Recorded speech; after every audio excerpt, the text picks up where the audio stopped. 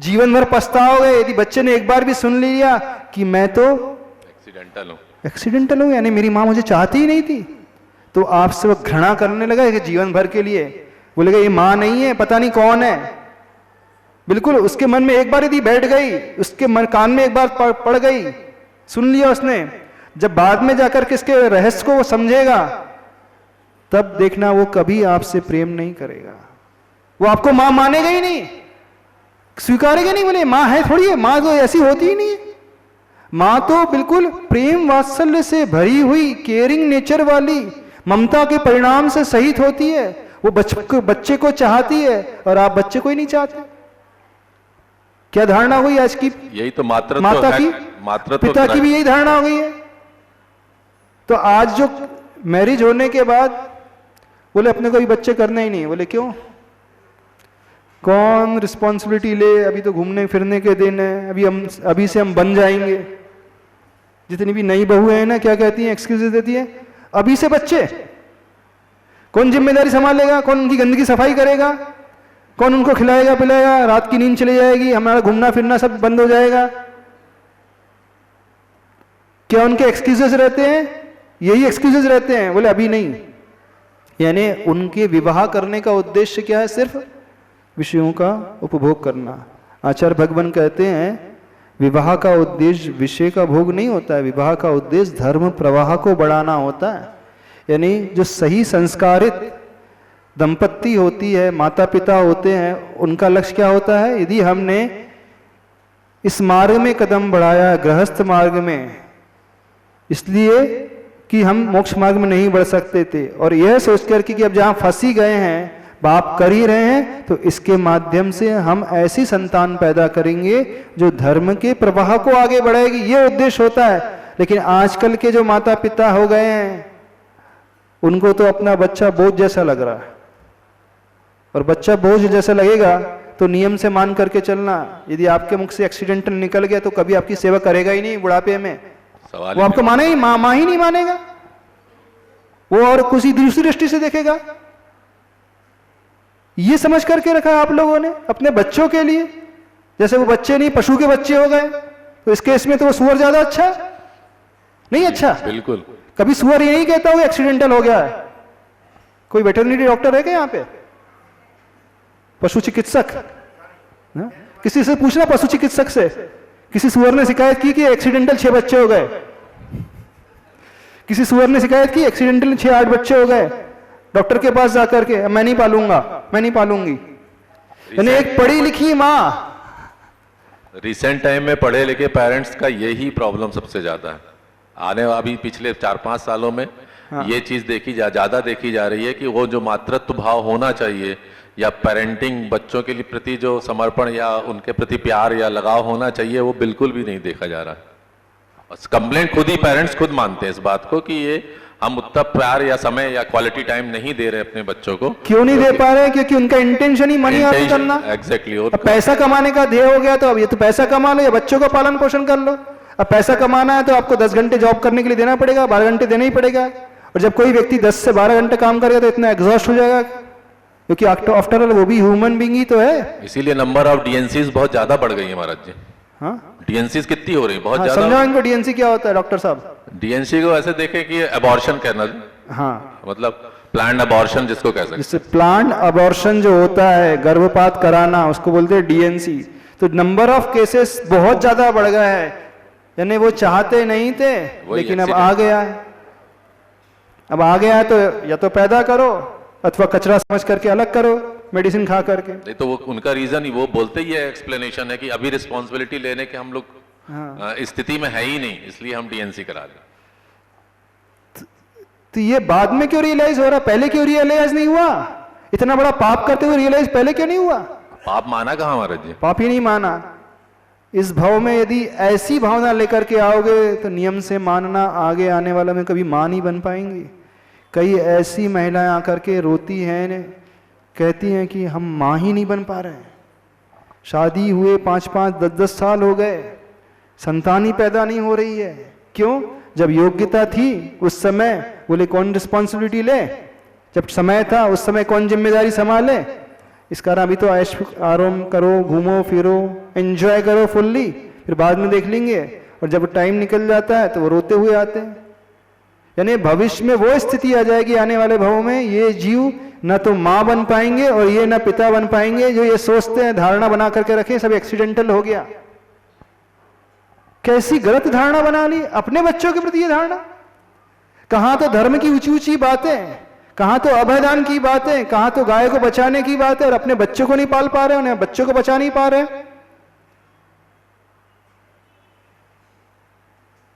भोग भूमि के जीव होते हैं ना, भोग भूमि के जीव जीवन भर भोग ही भोगते रहते हैं।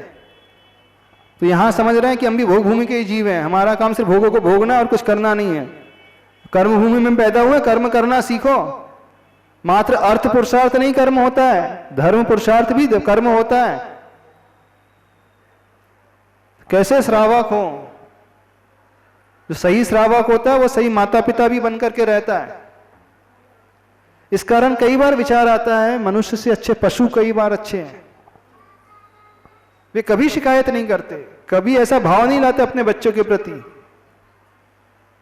देखना वो बंदरी अपने सीने से चिपकाए फिरती अपने छोटे छोटे से बच्चे को, मरे बच्चे तक को। हाँ? अरे अगर बच्चा मर गया तो भी उसको चिपकाए रहती है बहुत समय तक। हाँ, वो अलग नहीं करती है।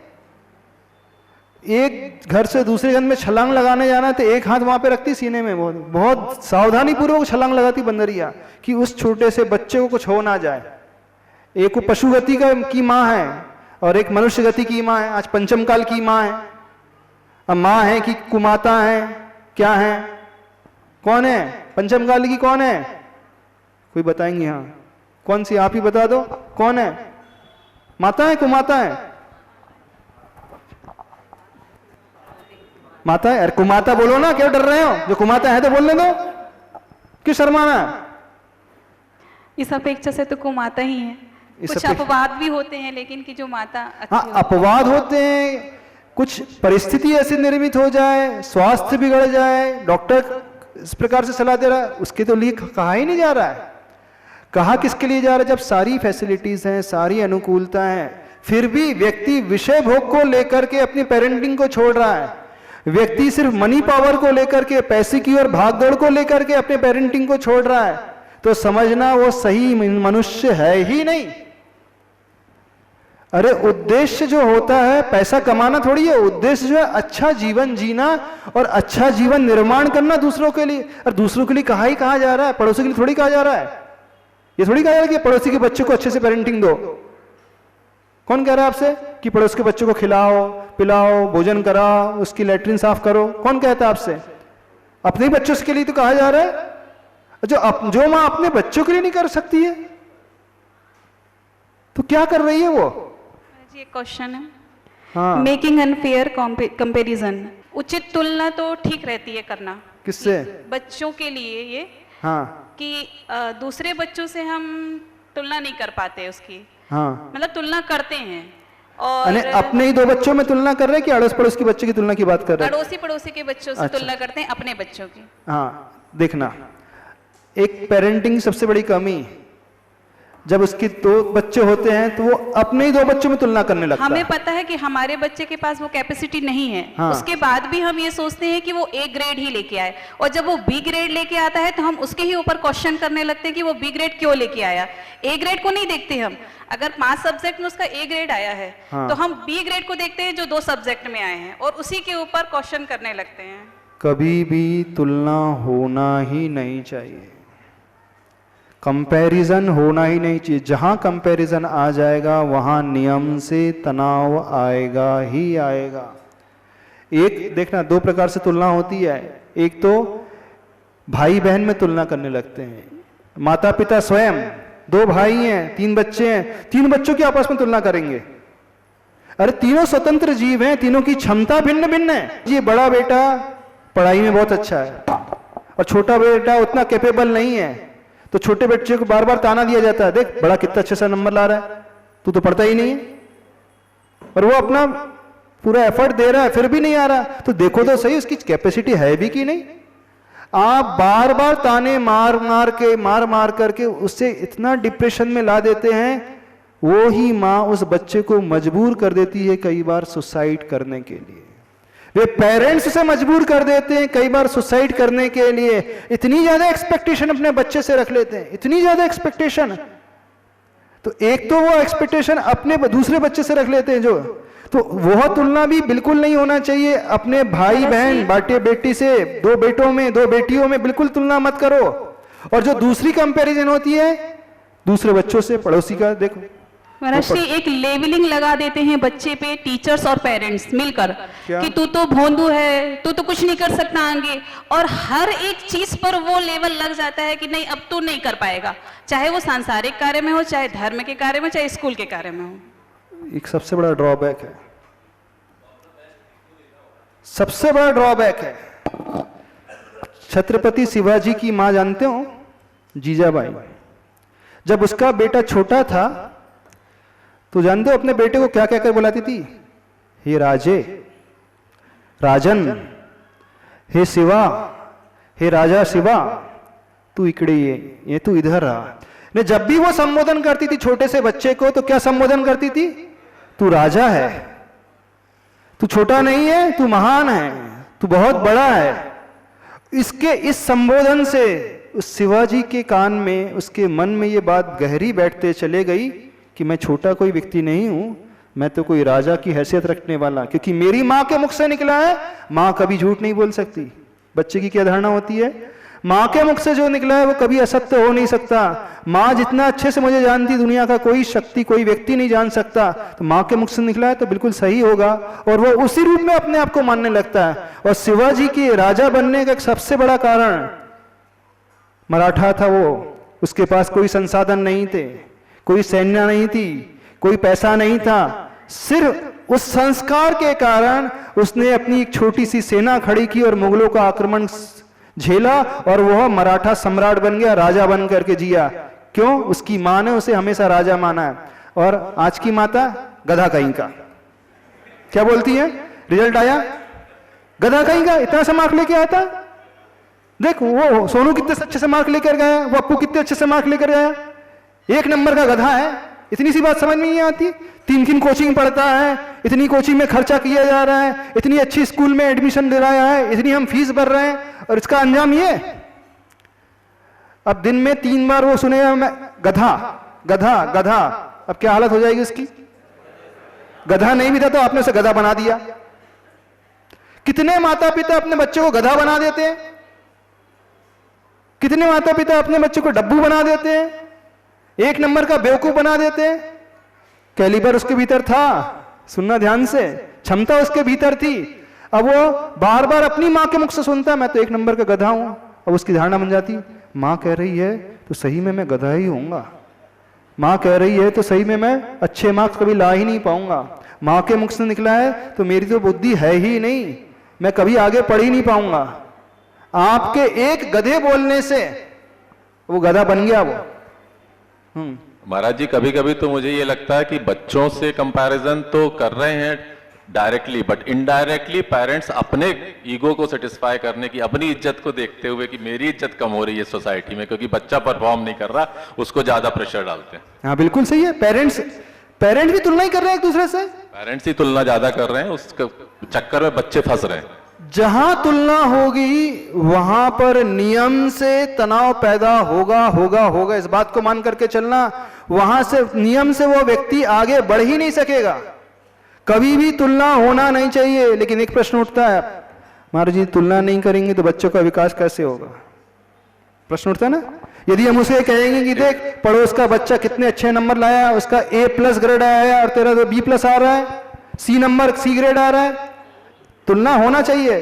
कैसे होना चाहिए? आज समय हो रहा है, कल हम बताएंगे इस विषय में।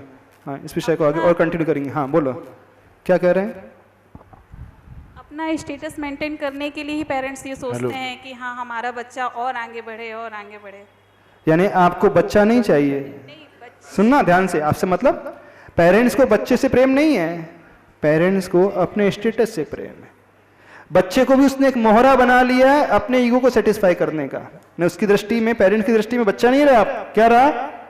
वो तो एक मोहरा बन गया है। इससे मेरा ईगो सेटिस्फाई हो रहा है, मैं कितना बड़ा हूं, यानी मेरा बच्चा जो है टॉप में आ रहा है, बच्चा टॉप में नहीं आ रहा है, मेरा बच्चा टॉप में आ रहा है, मेरे बच्चे ने A+ ग्रेड लाया, तो उसको देख करके उसकी कॉलर ऊंची हो जाती है, उसका सीना 56 इंच का हो जाता है। यानी अपनी संतान को भी उसने क्या बना दिया, एक मोहरा बना दिया अपने ईगो को सेटिस्फाई करने का।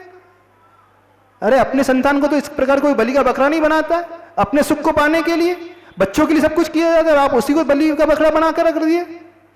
सोचो थोड़ा सा। महाराज जी, मेरा एक क्वेश्चन समाज से है। आज के युग में हम एक पति पत्नी दोनों जॉब करना चाहते हैं, हाँ। और अपने बच्चे को डी केयर में डाल देते हैं। मैं समाज से विनती करूंगा, एक बार एक दिन की कोई वीडियो डी केयर में जाके देखे, उन बच्चों के साथ कैसा अमानवीय व्यवहार वो लोग करते हैं।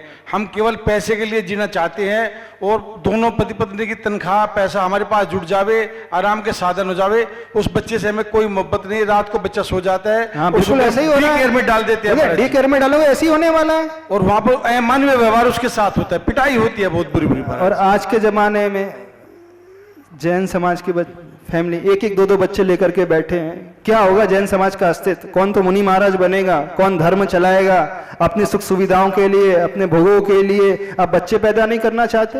देखो तो सही, आज जब आपकी पिछली पीढ़ी उठा करके देख लो, आपके दादा कितने भाई थे? किसी के 6 भाई, किसी के 8 भाई, और आप कितने हैं? 1 या 2। क्यों बोलते गरीबी आ गई है, गरीबी आ गई। वो बोल रहे 10 भी है महाराज जी, बोले कोई क्रिकेट टीम भी है, बोले 11 भी है। वो सब अपने अपने पुण्य से बढ़ गए, अपने अपने पुण्य से आगे बढ़ गए, बढ़ रईस हो गए, अच्छे से रह रहे हैं। और आपको क्या हो रहा है? महंगाई ज्यादा है, नहीं तो फिर अरे समाज वाले क्या कहेंगे, तीसरा बच्चा हो गया। थोड़ा सा सभी लोगों से कहना है, माता बन करके जीना सीखो, कुमाता मत बनो। पेरेंट्स सही बनना सीखो, पिता की भूमिका निभाना सीखो। यही धर्म पुरुषार्थ है आप लोगों का, गृहस्थ का। इससे बड़ा धर्म नहीं है, इसको मान करके चलना। मात्र मंदिर में आकर के अर्घ्य चढ़ाने का नाम धर्म नहीं है। जो आपकी ड्यूटी है उसे परफॉर्म करना सीखो। आज इतना ही कहते हैं, चूंकि समय हो रहा है, इस बात को ध्यान रखना, ठीक है।